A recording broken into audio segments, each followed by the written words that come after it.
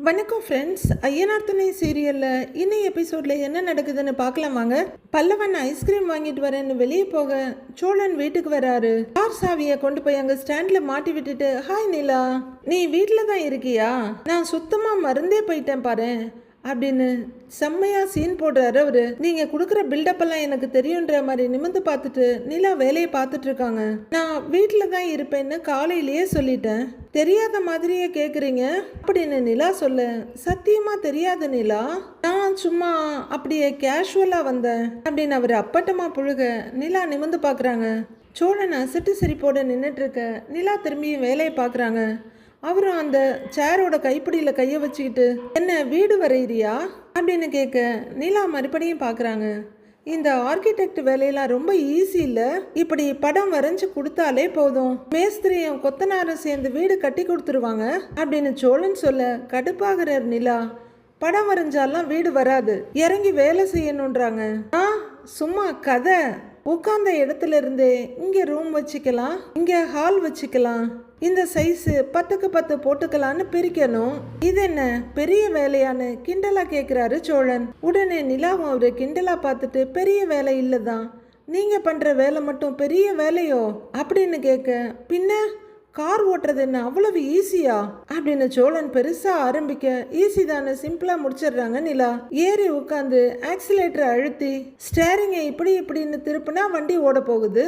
சைனாவில எல்லாம் நீங்க பண்ற வேலையை ரோபோட்டே பண்ணுதுன்னு பங்கமா கலாச்சி விடுறாங்க நிலா. அதெல்லாம் ஒரு வேலையே இல்லைன்னு மொத்தமா ஊத்தி மூடிடுறாங்க.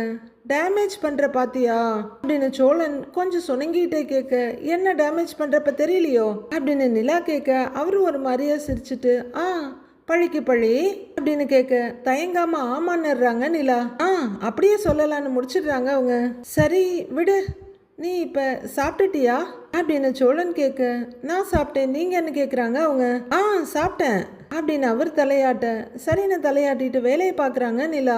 அது அப்படின்னு மெதுவா அவங்களோட ரைட் ஹேண்ட் எடுத்து கையில் வச்சுக்கிட்டு, ஓ நினைப்பாவே இருந்துச்சா, அதான் கிளம்பி வந்துட்டேன் அப்படின்னு அவர் டன்னா வழிய நிலா அவர் முகத்தையும் பிடிச்சிருக்க கையையும் பார்த்துட்டு, வேலை செய்யற எண்ணமே இல்ல அப்படின்னு கேட்க, அவரும் இல்லையேன்னு வழியிறாரு. நிலா சிரிப்போட பார்க்க, எந்த பக்கம் திரும்பினாலும் உன் நினைப்பு தான், முன்னெல்லாம் பேச வந்தா நீ என்ன திட்டி திட்டி விடுவ, இப்பதான் நாம ஹஸ்பண்ட் அண்ட் ஒய்ஃப் ஆயிட்டோம்ல, அதான் ஓடி வந்துட்டேன் அப்படின்னு நிலாவோட கையெடுத்து நெஞ்சில வச்சுக்கிறாரு சோழன். நிலாவும் சிரிப்போட ஸ்கிரீன் பக்கம் திரும்ப, சரி உனக்கு ஏதாவது வாங்கி கொடுக்கணும் போல இருக்கு, என்ன வேணும் கேளு அப்படின்னு சோழன் கேட்க, நிலா சிரிப்போட மறுபடியும் ஸ்கிரீன் பக்கம் திரும்புறாங்க.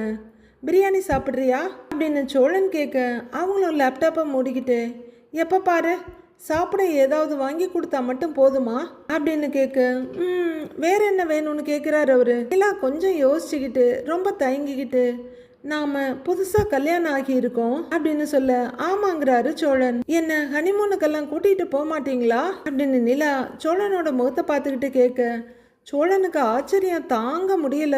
அவருக்கு பரவசத்துல பேசுறதுக்கு வார்த்தையே வரல. ஏய் நிலா, ஷோ நீயா இப்படி கேக்குற அப்படின்னு அவரு பரபரக்க, ஆமாங்கிறாங்க நிலா. நான் தான் கேட்டேன்னு அவங்க சொல்ல, அவரு ஏகமா சந்தோஷப்பட்டுட்டு, எங்க எங்க எங்க ப்ளீஸ் ப்ளீஸ் ப்ளீஸ் இன்னொரு முறை அப்படி கேளுங்கிறாரு. அவ்வளவுதான், நிலாவுக்கு ஏகப்பட்ட வெக்கம் வந்துடுது, முடியாது அப்படின்னு சின்னதா தலையாடுறாங்க. நான்லாம் கேட்க மாட்டேன்னு அவங்க சொல்ல, யோ நிலா ப்ளீஸ் நிலா, ஒரே ஒரு முறை கேளேன் ப்ளீஸ் அப்படின்னு அவரு கெஞ்சிக்கிட்டு இருக்க, நிலாவும் கொஞ்சம் தயங்கிட்டு நிறைய வெக்கப்பட்டுக்கிட்டு அப்படியே சோழனோட சட்டை மெல்ல பிடிச்சி இழுத்துக்கிட்டு, என்ன ஹனிமூனுக்கெல்லாம் கூட்டிட்டு போக மாட்டீங்களான்னு கேட்க, சோழனுக்கு பரவசமோ சந்தோஷமோ தாங்க முடியல. ஐயோ பாரு எனக்கு ஒரு மாதிரி ஆகுது அப்படின்னு அவரு கையெல்லாம் காமிக்க, நிலா சந்தோஷமா வெக்கமுமா முகத்தை திருப்பிக்கிறாங்க.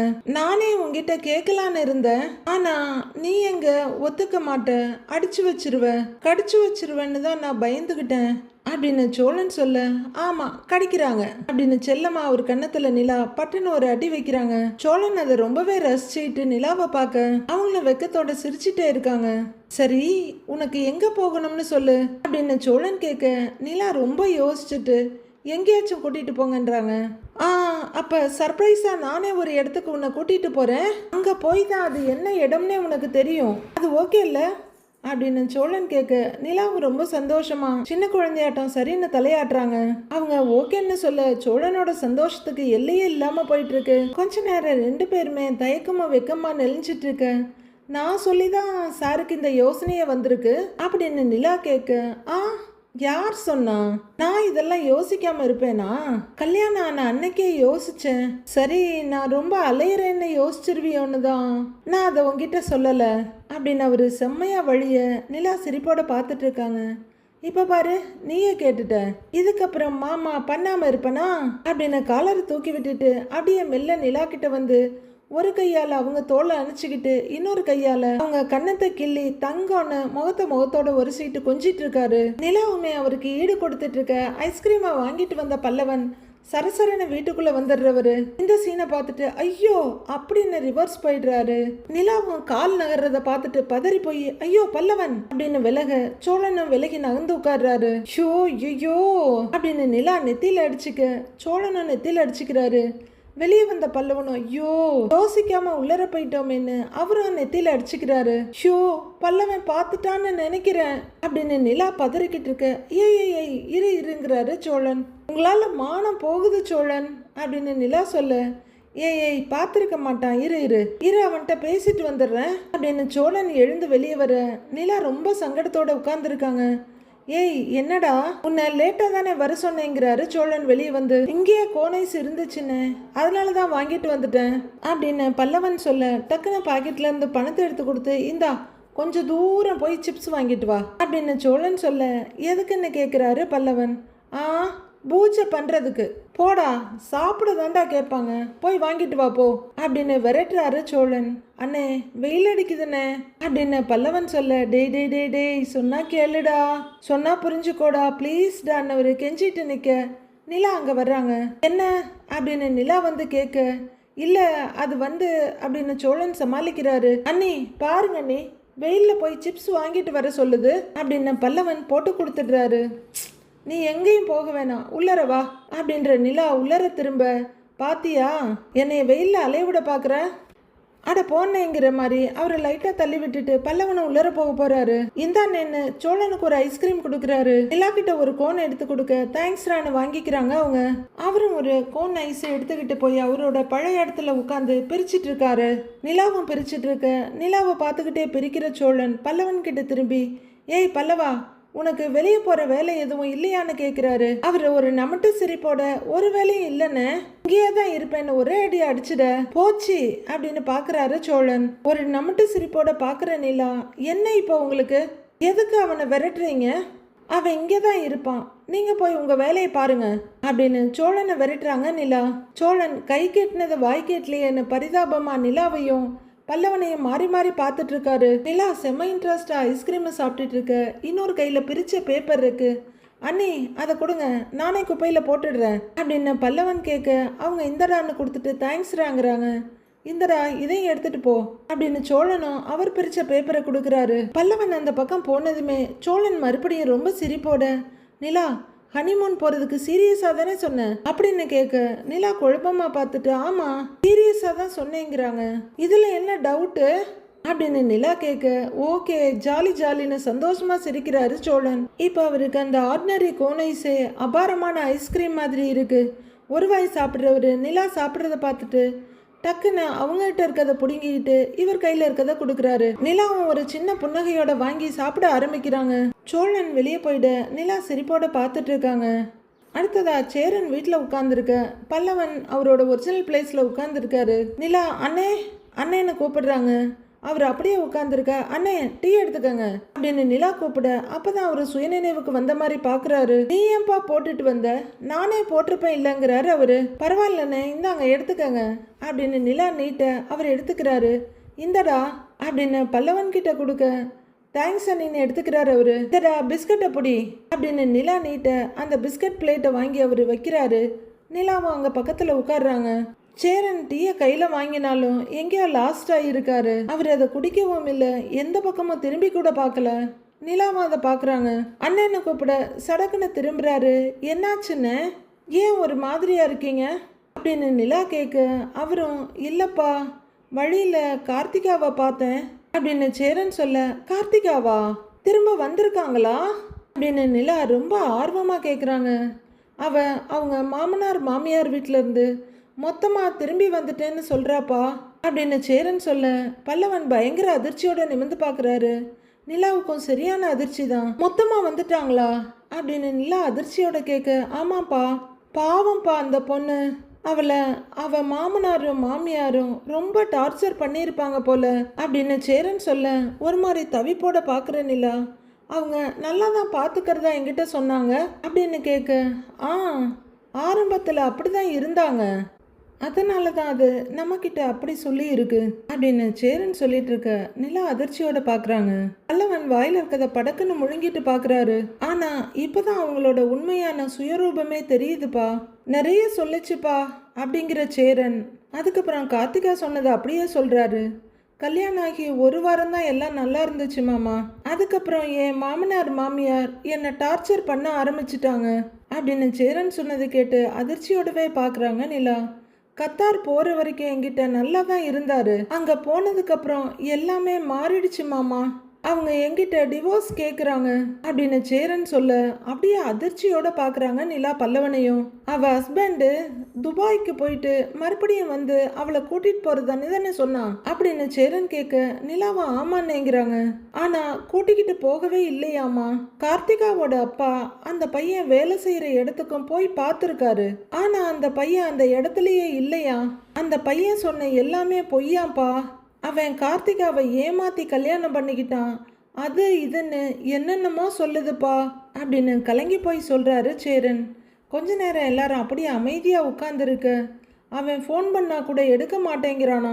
அதோட மாமனார் மாமியார் வேற ரொம்ப டார்ச்சர் பண்ணுறாங்களாம். இதெல்லாம் தாங்க முடியாம தான் ஒரேடியாக அம்மா வீட்டுக்கே வந்துட்டதா சொல்கிறாப்பா அப்படின்னு சேரன் சொல்ல, நிலாவால் அதிர்ச்சியிலேருந்து வெளியே வர முடியல. என்னென்ன சொல்கிறீங்க அப்படின்னு கேட்க, ஆமாப்பா பாவம்ப்பா, கார்த்திகா எல்லாத்தையும் அழுதுகிட்டே சொன்னுச்சு. எனக்கு கேட்கவே ரொம்ப கஷ்டமா போச்சுப்பா. அன்னைக்கே நான் அந்த பொண்ணை பார்த்தேன்.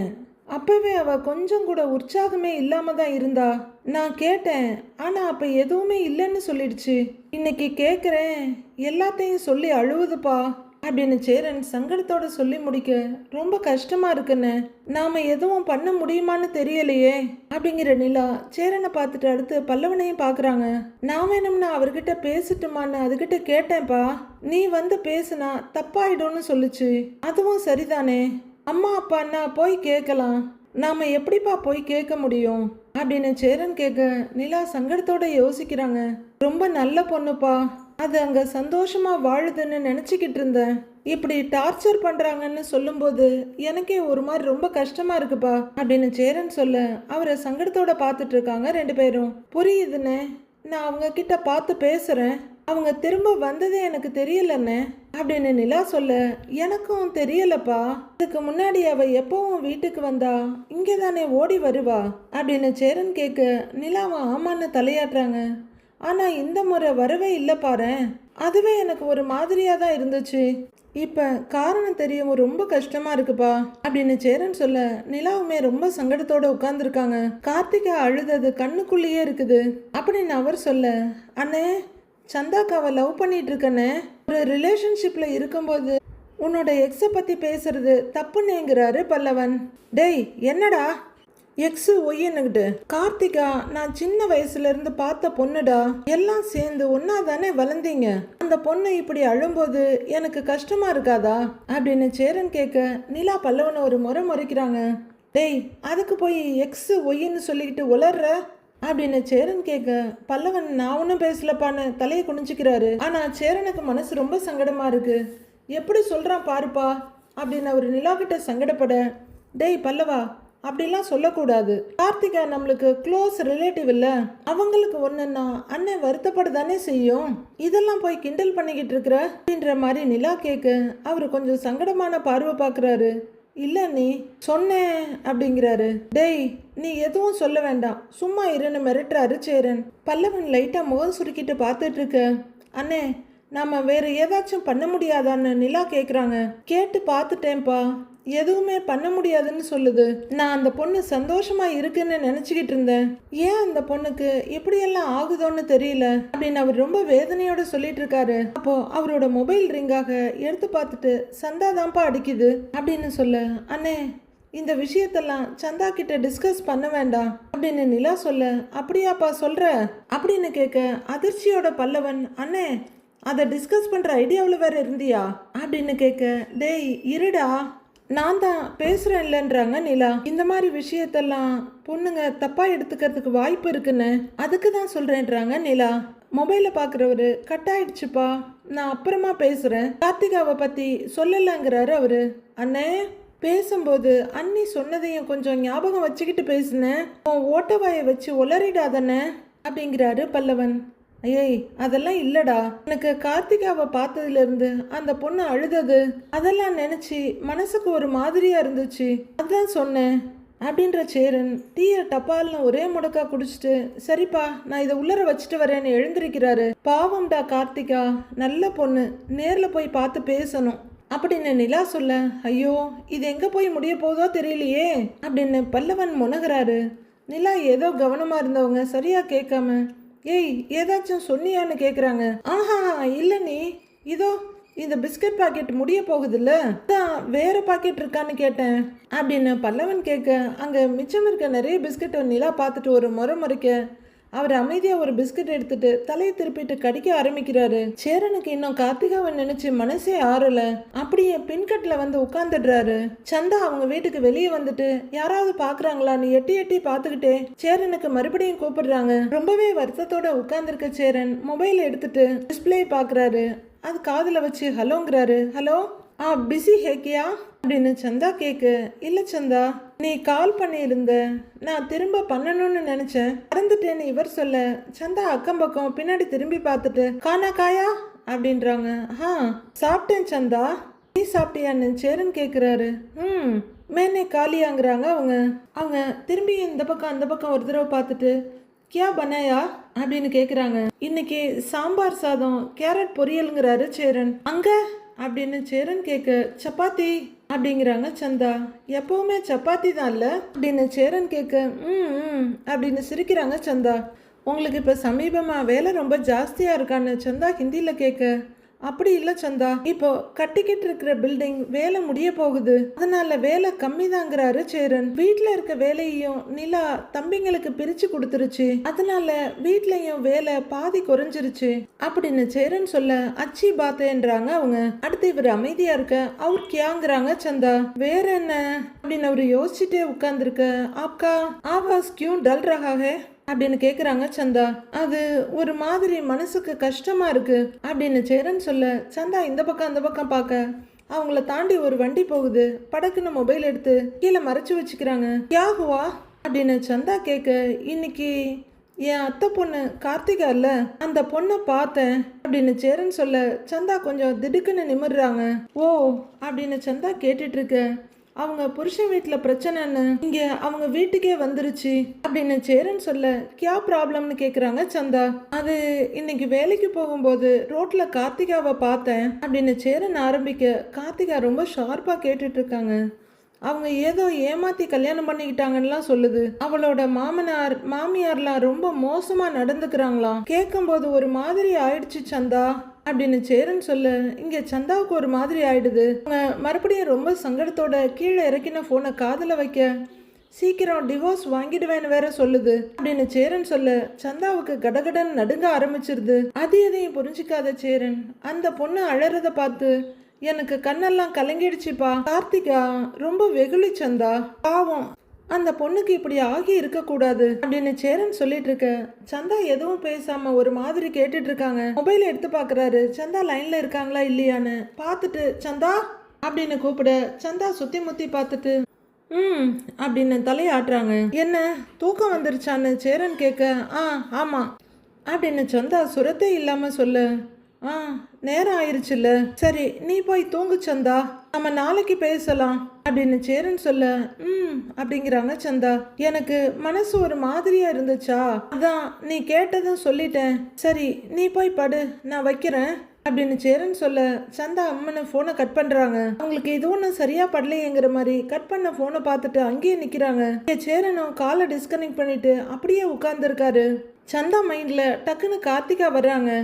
எல்லாம் குலதெய்வம் கோவிலுக்கு போறப்ப ஆப்னே அப்படின்னு சந்தா கேட்க, என் பேரு கார்த்திகா, நான் சேரி மாமாவோட அத்தை பொண்ணு அப்படின்னு கார்த்திகா இன்ட்ரடியூஸ் பண்ணிக்கிட்டது சந்தாவோட மைண்டுக்குள்ள வருது. சந்தா அப்படியே நின்று அடுத்ததை யோசிக்கிறாங்க. நீங்க யாருன்னு தெரிஞ்சுக்கலாமான்னு கார்த்திகா கேட்க, மேரா நாம் சந்தான்னு இவங்க சொல்ல, ஓ ஹிந்தியான்றாங்க கார்த்திகா.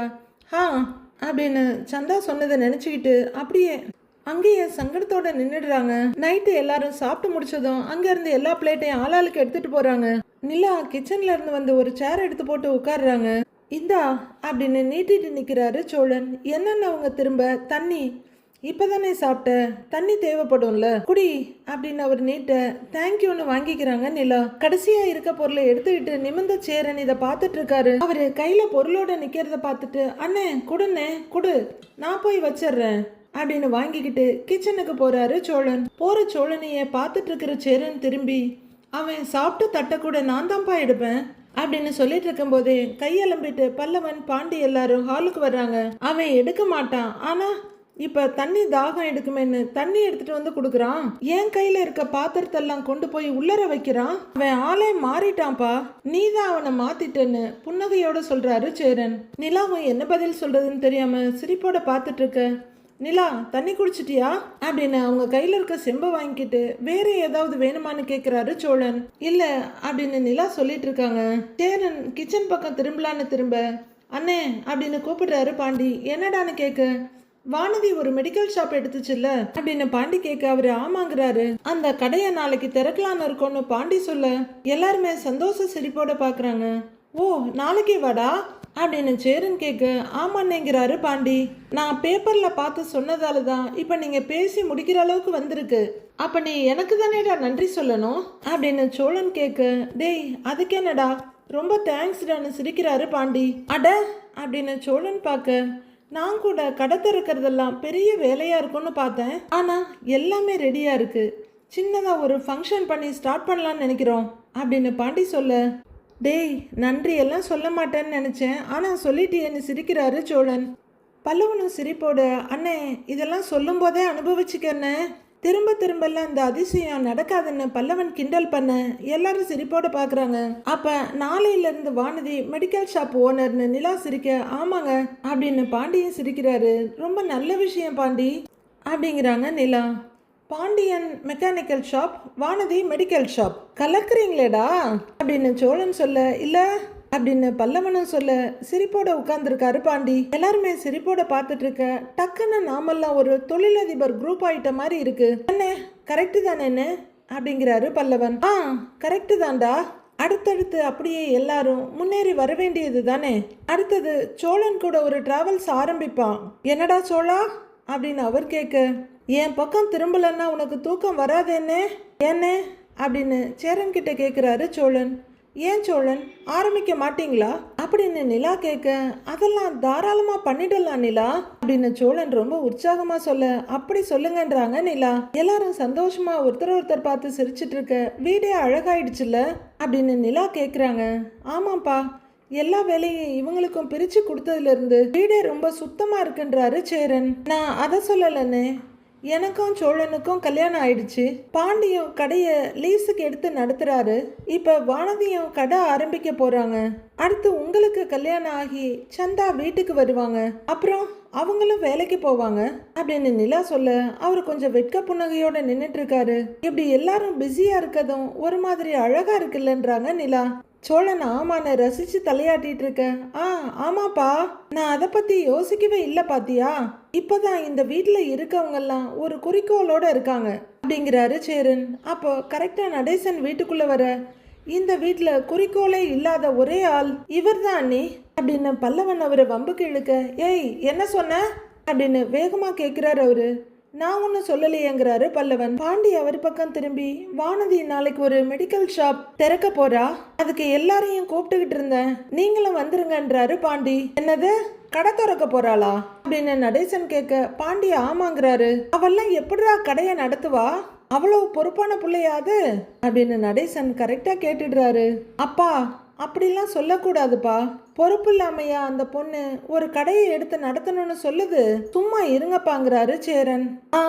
ஆமாண்டா, வாங்க வந்து எங்கிட்ட எகிருங்கடா. ஆனா ஊனா நம்ம கிட்ட மட்டும்தான் எகிருவானுங்க அப்படின்னு சொல்லிக்கிட்டு அவரு கிராஸ் பண்ணி கிச்சன் பக்கமா போயிடுறாரு. அண்ணே, எனக்கு கடையில கொஞ்சம் வேலை இருக்கு, நாளைக்கு ஃபங்க்ஷன் இருக்குல்ல, நான் கிளம்பட்டுமான்னு பாண்டி கேட்குறாரு. போடா, போய் அந்த பொண்ணுக்கு கூட மாட நின்று உதவி பண்ணு அப்படின்னு சேரன் சொல்ல சரின்னு எழுந்திருக்கிறாரு பாண்டி. டேய் பாண்டி அப்படின்னு சோழன் கூப்பிட திரும்பி பார்க்குறாங்க எல்லாரும் சோழனை.